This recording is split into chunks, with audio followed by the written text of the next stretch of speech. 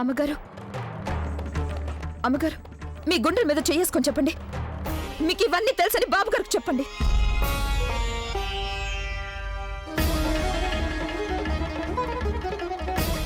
అమ్మగారు మీరు ఎందుకు మౌనంగా ఉన్నారు? ఏదో ఒకటి చెప్పండి.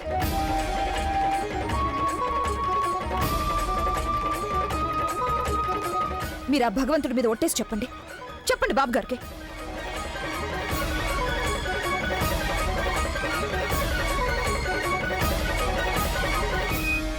అబద్ధం అబద్ధం చెప్తోంది ఫాతిమా. ఈ అమ్మాయి ఎప్పుడూ మన ఇంటికి రాలేదు. నిరంజన్, నువ్వు విదేశాలకు వెళ్ళిన తర్వాత ఈ ఫాతిమా ఎప్పుడు మన ఇంటికి రాలేదు. తను అబద్ధం చెప్తోంది నీకు.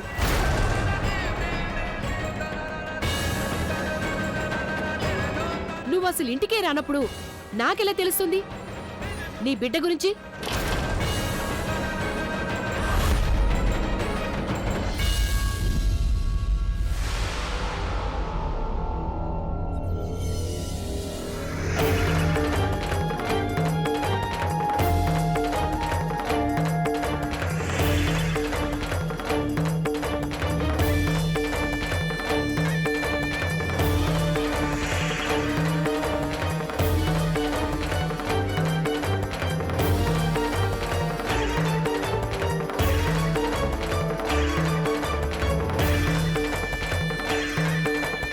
నన్ను ఎందుకు ఎక్కడికి పిలిచావు?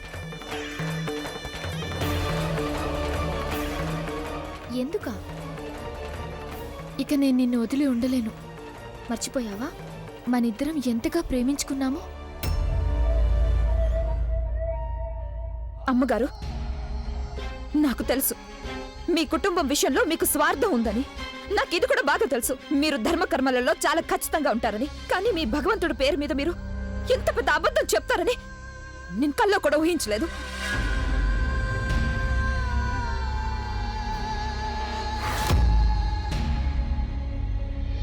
Ganga, stop it! అసలు నువ్వేం మాట్లాడుతున్నావు? నా ఫ్యామిలీతో నువ్వు ఇలా కఠినంగా మాట్లాడితే నేను భరించలేను. నువ్వు వెళ్ళి ఇక్కడి నుంచి. నీకే చెప్పేది, వెళ్ళి ఇక్కడి నుంచి.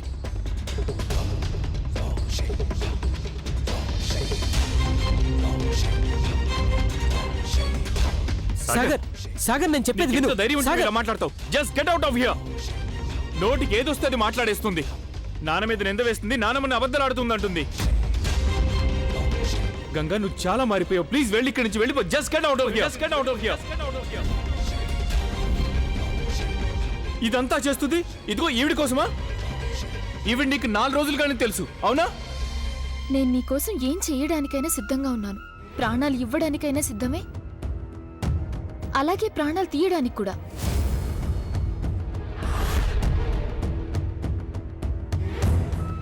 కానీ నీకు మాత్రం అసలు ఎంత మాత్రం దిగులు అనేదే లేదు. ఎందుకు రోహిత్? నా నుండి ఇప్పుడు నీకేం కావాలి? నాకేం కావాలా? ఏమీ తెలియనట్టు మాట్లాడొద్దు రోహిత్. ఈ పాటికి నీకు అర్థమైపోయి ఉండాలి. ఇప్పుడు నాకు కేవలం నువ్వు మాత్రమే కావాలని. ఇంత జరిగిన తర్వాత కూడా నువ్వు నన్ను పొందగలవని నీకు అనిపిస్తోందా? అలా అనుకుంటే అది నీ పొరపాటే. నేనేం చేశాను? కాకపోతే నువ్వు ఖచ్చితంగా నన్ను బలవంతం చేశావు. పైగా ఇప్పుడు నా హస్బెండ్ మర్డర్ కేసు కూడా ఇప్పుడు నీ మీదే ఉంది కదా. బహుశా నువ్వు మర్చిపోయినట్టున్నావు. కోర్టు నన్ను నిర్దోషిగా విడుదల చేసింది. మెడికల్ రిపోర్ట్లో ఇది ప్రూవ్ అయింది కదా అసలు నిన్నెవరూ రేప్ చేయలేదని. నీ నిందలన్నీ అబద్ధాలని తేలిపోయాయి. ఎవరు నమ్ముతారు? అమ్మి ఇంకా గంగతో పాటు అందరూ ఇదే కదా నమ్ముతున్నారు. ఆ రిపోర్ట్స్ అన్నీ నకిలీవి, లంచం ఇచ్చి తయారు చేయించావు అని. ఇక నాలాంటి బలహీనమైన ఒంటరి ఆడదాని కళ్ళల్లో కన్నీళ్లు చూసిన తర్వాత అందరికీ ఇలాగే అనిపిస్తుంది, పాపం ఈ అమ్మాయికి ఎంతో అన్యాయం జరిగింది అని. ఆ తర్వాత అందరూ నిన్నే విలన్గా అనుకుంటారు.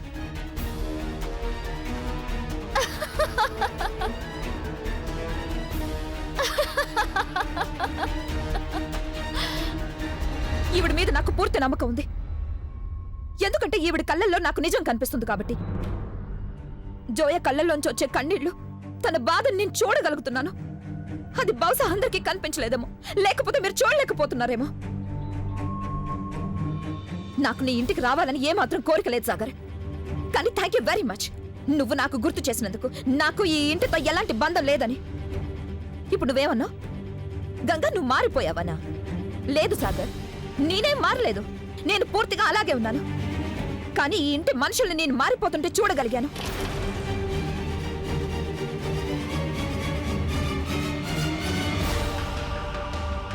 నన్నెంతగానో ప్రేమించే చిన్నమ్మ గారు ఉన్నట్టుండి పూర్తిగా మారిపోయారు. న్యాయం ధర్మం గురించి అందరికీ చెప్పే అమ్మగారు, ఆవిడ కూడా మారిపోయారు. అంతేకాదు, ఎప్పుడూ నిజానికి తోడుగా ఉంటూ తన ఆదర్శాలకు కట్టుబడి ఉండే మా బాబుగారు, ఆయన కూడా మారిపోయారు. ఈరోజు నాకు తెలిసింది, ఎవరికైనా తన వంతు వచ్చినప్పుడు ఏ మనిషి అయినా అన్ని ఆదర్శాలను మర్చిపోతాడని.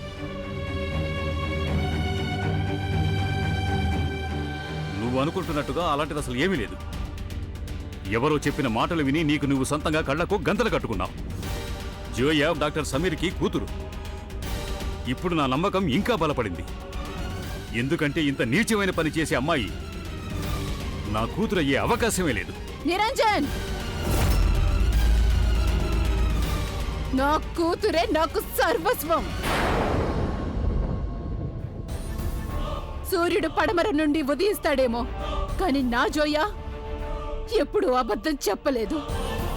ఏదైనా తప్పు పని చెయ్యాల్సి వస్తే తన ప్రాణాలిస్తుంది. ఓ కమాన్ రోహిత్, జరిగిన దాన్ని ఇక నువ్వు మర్చిపోతే మంచిది.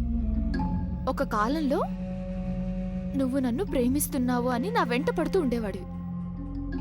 ఇప్పుడేమైంది? అప్పుడు నాకు ఆ విషయం తెలీదు, అఖ్తర్ నీ హస్బెండ్ అని. కానీ నువ్వు తను నీ కజిన్ అని చెప్పావు. అవును, చెప్పాను. తను నాకు కజినే అవుతాడు, మా మావయ్య కొడుకు. మా కుటుంబాలలో కజిన్స్ కి ఇచ్చి పెళ్లిళ్ళు చేస్తూ ఉంటారు. It's normal. మా అమ్మకి అఖ్తర్ నాకు తగినవాడనిపించింది, అందుకే తనతో పెళ్లి చేసేసింది. అఖ్తర్ చాలా మంచివాడు, అలాగే నిజాయితీ కలవాడు. కానీ అవసరానికి మించి ఎక్కువ న్యాయం నీతి అంటూ ఉంటాడెప్పుడు. నాకు అంత నిజాయితీపరమైన జీవితం జీవించాలని లేదు. లైఫ్ అడ్వెంచరస్ గా ఉంటేనే ఇష్టం. అమ్మి దగ్గర ఉన్న కొంత డబ్బుతో జీవితం ఎలాగో గడిచిపోయింది. అఖ్తర్ దగ్గర కూడా నాకు అదే పరిస్థితి. కానీ నాకు ఎంతో లగ్జరీగా బ్రతకాలని కోరిక. ఇంకా నాకు తెలుసు రోహిత్, ఈ లగ్జరీ జీవితాన్ని నాకు నువ్వు మాత్రమే ఇవ్వగలవు. నువ్వు మాత్రమే నా కోరికలు నెరవేర్చగలవు. I love you Rohit. I really love you Rohit. You are disgusting. ఒకవేళ నువ్వు నన్ను ఇంతగా ప్రేమిస్తున్నావంటే నా మీద కావాలని రేప్ కేసు ఎందుకు పెట్టావు? నేనైతే నీకు ముందే చెప్పా కదా రోహిత్, మనం వెళ్ళిపోదామని, ఎటైనా పారిపోదామని. కానీ నువ్వే కదా నా మాట వినలేదు. గ్యారేజ్ లో కూడా నీకు ఇదే చెప్పాను, పద మనం పారిపోదామని. ఎందుకు నువ్వు నా మాట వినలేదు రోహిత్? ఎందుకు? నన్ను ఇక్కడికి ఎందుకు పిలిచావు? లోపలికి రా, చెప్తాను. లోపలికి రా రోహిత్. రోహిత్, రోహిత్, పద రోహిత్, మనం పారిపోదాం. వెళ్ళి పెళ్లి చేసుకుందాం. అరే జయ, నేను చెప్పాను కదా, పారిపోవాల్సిన అవసరం ఏమీ లేదు. నేను వచ్చి మీ పేరెంట్స్తో మాట్లాడతాను. రోహిత్, వాళ్ళు అస్సలు ఒప్పుకోరు. అందుకే చెప్తున్నాను, మనిద్దరం ఎటైనా పారిపోయి ఎవరికి చెప్పకుండా పెళ్లి చేసుకుని సెటిల్ అవుదాం. కానీ అంత అవసరం ఏమొచ్చింది జోయా? చాలా అవసరం ఉంది. ప్లీజ్ అర్థం చేసుకోవడానికి ప్రయత్నించు రోహిత్. నేను నిన్ను ఎంతగానో ప్రేమిస్తున్నాను.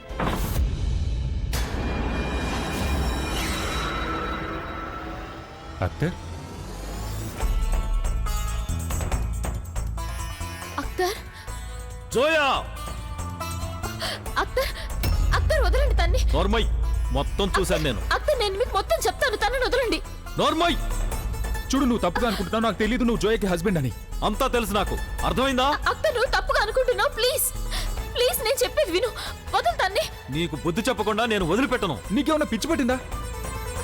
అఖ్తర్, నువ్వు నా అఖ్తర్, భార్యను నీకు బుట్టలో వేసి ఎత్తుకెళ్ళిపోదాం అనుకుంటున్నావా? అఖ్తర్, నిన్ను వదిలిపెట్టను రా. నేను చెప్పేది విను. అక్తర్ నేను చెప్పేది విను. అక్తర్ వదులు తన్ని. అక్తర్ రోహిత్ని వదులు. ఈ రోజు నేను నిన్ను వదిలిపెట్టను. ఏం చేయాలి నేను? ఏం చేయాలి? అక్తర్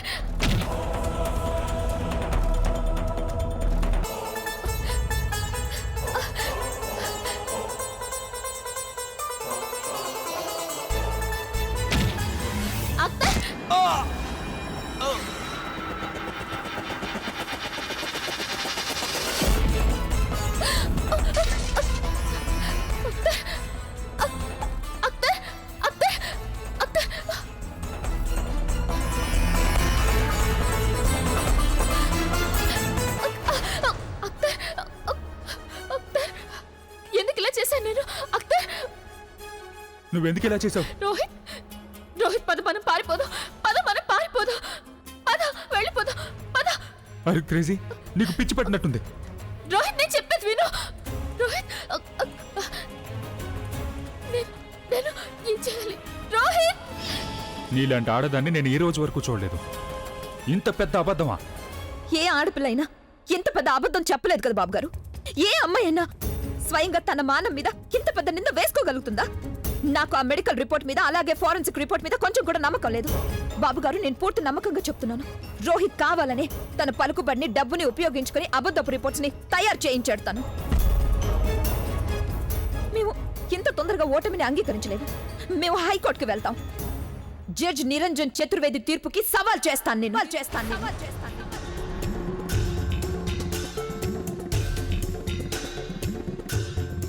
కానీ ఒక విషయంలో చాలా బాధగా ఉంది నాకు. ఇంత పెద్ద జడ్జ్ అయినప్పటికీ కూడా నిజానికి అబద్ధానికి తేడా తెలుసుకోలేకపోతున్నారు బాబు గారు. అందరూ నిజమే చెప్తారు, చట్టానికి కళ్ళుండవని.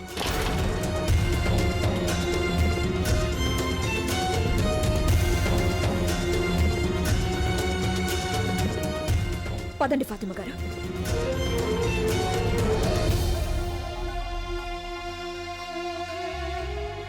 ఫాతిమా గారు పదండి. ఇక్కడ అసలెవ్వరూ లేరు. మీకు అలాగే జోయాకి న్యాయం జరిపించడానికి ఈ పోరాటం మీరు ఒంటరిగా పోరాడాల్సి ఉంటుంది, ఎవరి తోడు లేకుండానే.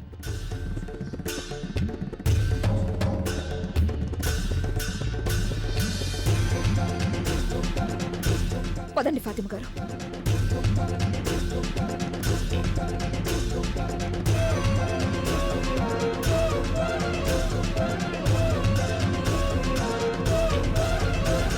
ఇదంతా నేను నీకోసమే చేశాను.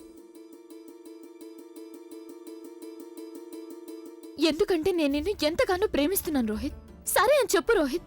నువ్వు నన్ను పెళ్లి చేసుకోవడానికి ఒప్పుకున్నావంటే అప్పుడు నేను నీ మీద వేసిన అన్ని కేసుల్ని వెనక్కి తీసుకుంటాను.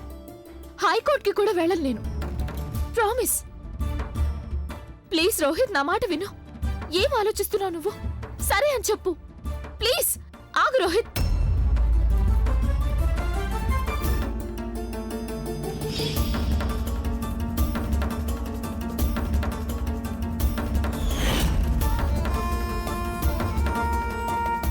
ఒకవేళ నువ్వు నన్ను కాదన్నావంటే నేను ఇప్పుడే నా ప్రాణాలు తీసుకుంటాను.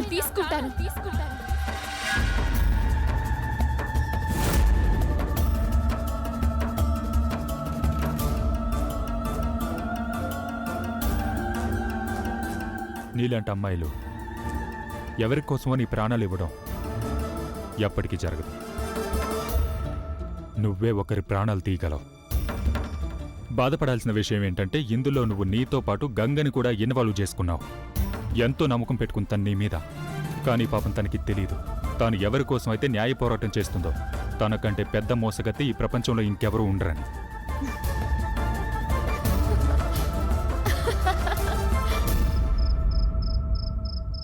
నేను ఈ విషయాన్ని ఇక్కడితో వదలను, అస్సలు వదలను. జోయాకి న్యాయం జరిపించే తీరుతాను. హైకోర్టులో అప్పీల్ చేద్దాం. అక్కడ కూడా కుదరకపోతే మనం సుప్రీంకోర్టుకి వెళ్దాం. కానీ జోయాకి ఖచ్చితంగా న్యాయం జరిగే తీరుతుంది ఫాతిమా గారు.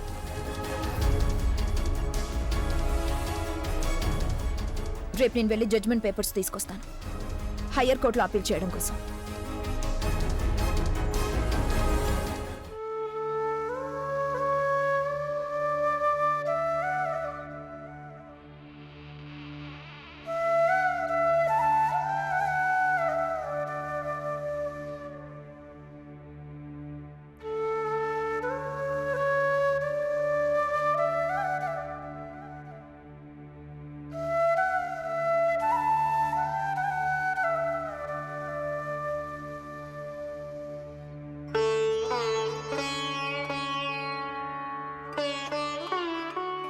నానా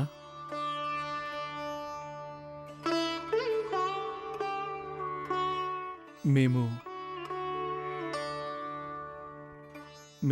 తెలుసుకోవచ్చా? ఆ. నేను తనని ఎంతగానో ప్రేమించాను, కానీ తను నన్ను మోసం చేసింది.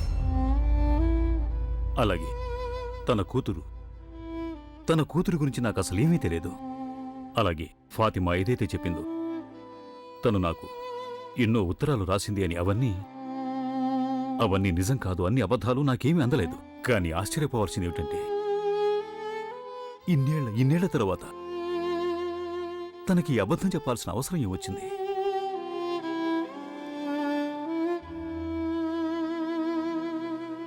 సాగర్, ప్రదీప్, మీరు నా మాట నమ్మండి. ఏదైతే జరిగిందో అది నా గతంలో జరిగింది. నేను నా గతాన్ని పూర్తిగా మర్చిపోయాను. నా గడిచిపోయిన గతం నాకు మీ మమ్మీ మాధవికి మధ్య ఇంతవరకు రాలేదు, ఇక ముందు రాదు కూడా. నేను పూర్తి నమ్మకంతో, నిజాయితీతో మీ మమ్మీతో బంధాన్ని నిలబెట్టుకున్నాను. ఎప్పుడూ కంప్లైంట్ చేసే అవకాశం ఎంతమాత్రం ఇవ్వలేదు. మాకు తెలుసు నాన్న, అండ్ ట్రస్ట్ అస్. మేమెప్పుడూ ఎవరికీ కూడా మన ఫ్యామిలీలో ప్రాబ్లమ్స్ క్రియేట్ చేయడానికి అవకాశం ఇవ్వం. సాగర్, ప్రదీప్,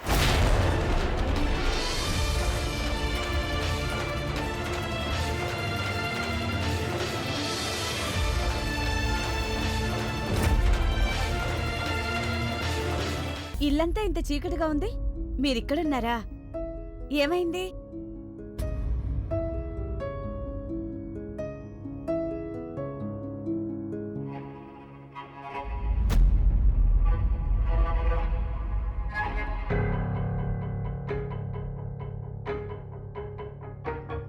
అరే మమ్మీ, అది నువ్వు గనక ఇంట్లో లేవంటే మమ్మల్ని చూసుకునే వాళ్ళు ఎవరు ఉండరు కదా. నువ్వు కాసేపు గాని బయటికి వెళ్ళిపోయావంటే అప్పుడు చూసావా మా జీవితాల్లో ఎలా చీకటి కమ్ముకుందో. రైట్ నాన్నా? ఏంటి ఇంత తీయగా మాట్లాడుతున్నారా? అరే ఏం లేదు మామ్, మీ ఆడవాళ్ళకి ఇలా ఎందుకు అనిపిస్తుంది మీరు మాత్రమే ఎమోషనల్ అవ్వగలరని? అంటే మాకు ఎమోషనల్ అయ్యే హక్కు లేదా?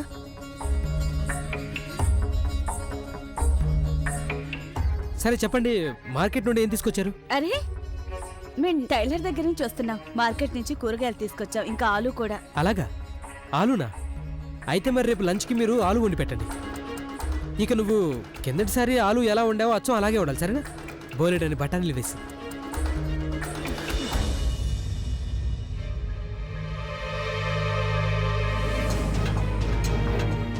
సరే మా పద వెళ్దాం, నేను నీతో కొంచెం మాట్లాడాలి. పద మా, పద పద పద పద.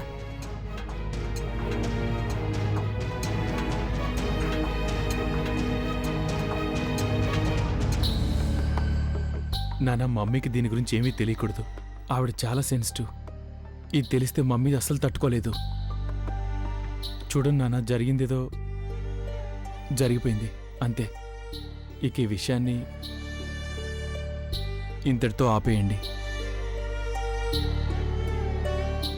గంగ ఇందాక భగవంతుడి మీద ప్రమాణం చేసి చెప్పమని అడిగింది కదా, అయినా మీరు అబద్ధం చెప్పారా? ఆ సమయంలో నేను అక్కడే ఉన్నాను. నాకు గుర్తుంది, ఫాతిమా గారు మన ఇంటికి వచ్చింది. అంతకు ముందు కూడా ఒకసారి వచ్చారు కదా, బాబుకి ఇవ్వమని ఎన్నో ఉత్తరాలు ఇచ్చేళ్ళింది. ఆపండి ఆపండి గోవిందయ్య గారు. ఆ రోజు జరిగిన విషయం మళ్ళీ మీ నోట ఆ మాట రావడానికి వీల్లేదు. నాకు తెలుసు, నేను భగవంతుడి మీద అబద్ధపు ఒట్టు వేశాను. సాలిగ్రాముడా, నువ్వు అంతర్యామివి, నీకు మొత్తం అంతా తెలుసు నేనెందుకు ఇలా చేశానని. ఒకవేళ నేను అలా చేయలేదంటే అప్పుడు నిరంజన కాపురం ముక్కలైపోతుంది. గోవిందయ్య గారు, మీరు చిన్నప్పటి నుంచి నాతో పాటు ఉన్నారు. ఒకసారి కోడల గురించి ఆలోచించండి. తను ఏం పాపం చేసింది? తనకి మనం శిక్ష వేయాలా చెప్పండి? ఇన్నేళ్ల నుంచి ఎంతో చక్కగా నా నీరుతో తన కాపురం చేస్తూ వచ్చింది. నేను చెప్పిన విషయాలన్నీ నేర్చుకుంటూ వచ్చింది తను. లేదు గోవిందయ్య గారు, నేను అబద్ధం చెప్పాననే పాపాన్ని జీవితాంతం భరించగలనేమో కానీ నా కుటుంబం ముక్కలవుతుంటే చూడలేను, నేను చూడలేను.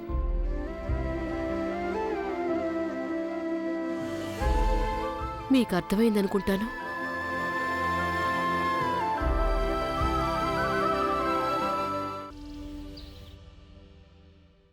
సార్, ఇదిగో దీని మీద మీ సంతకం కావాలి.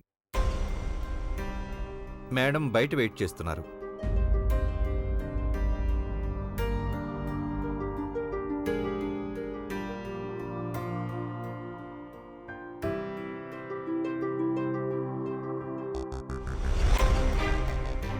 ఇది మీకోసం.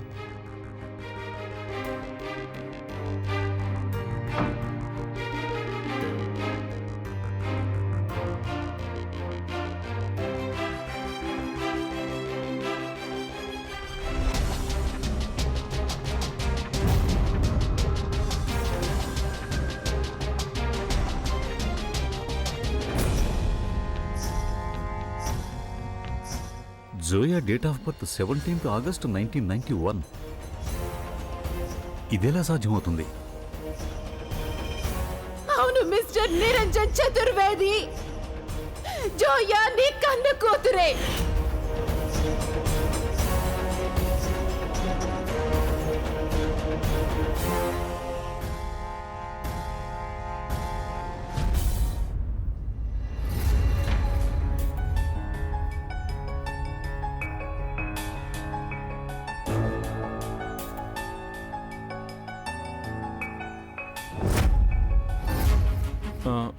ఒక్క నిమిషం, నేను మీకు తర్వాత ఫోన్ చేస్తాను.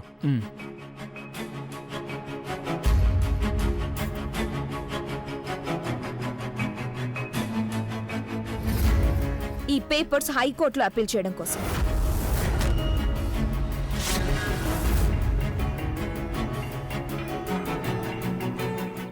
నువ్వు న్యాయాన్ని కొనగలవు అనుకుంటున్నావు కదూ?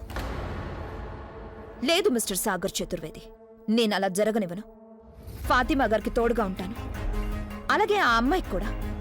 ఎవరికైతే మీ రోహిత్ అనే జీవితాంతం మర్చిపోలేని గాయం చేశాడు, జోయాని రేప్ చేసి అఖ్తర్ని మర్డర్ చేసిన నీచమైన నేరానికి నేను మీ రోహిత్ అన్నయ్యకి తప్పకుండా శిక్ష వేయించే తీరుతాను.